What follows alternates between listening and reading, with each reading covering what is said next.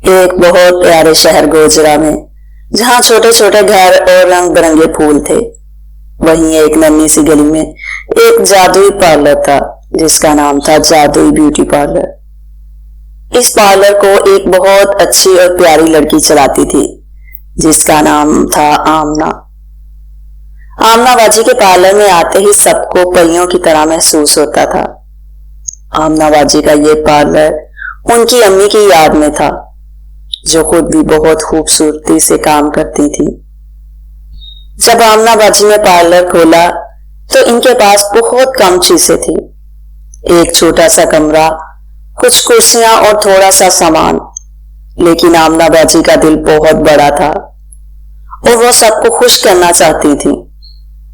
आमना बाजी की सबसे अच्छी बात ये थी कि वो बहुत प्यार और मेहनत से काम करती थी।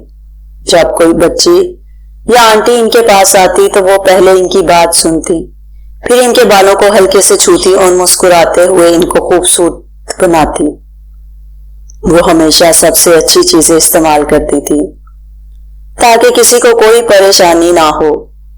आमना बाजी का मानना था कि खूबसूरती अंदर से आती है, जब हम खुश और अच्छे होते हैं तो खुद ब खुद खूबसूरत लगते हैं। धीरे धीरे ब्यूटी पार्लर का नाम पूरे शहर में फैल गया। बच्चे और बड़े सब आमना बाजी के पास आने लगे। खास तौर पर जब किसी की शादी होती तो दूल्हे आमना बाजी के जादुई हाथों से तैयार होना पसंद करती थी। आमना बाजी सबके बालों में प्यारे प्यारे क्लिप लगाती थी और चेहरे पर हल्का सा मेकअप करती थी जो सबको चमकदार बना देता था।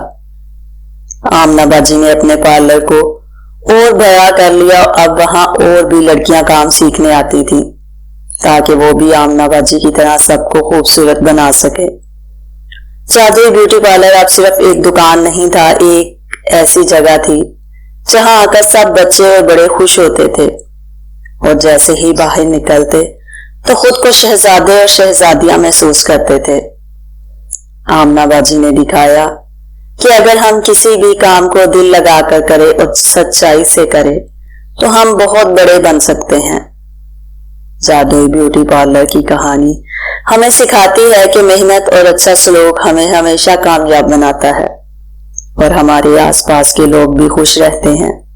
ये कहानी गोजरा के बच्चों को हमेशा याद रहेगी कि कैसे आमना बाजी ने अपने प्यार और मेहनत से सबको खूबसूरत बनाया।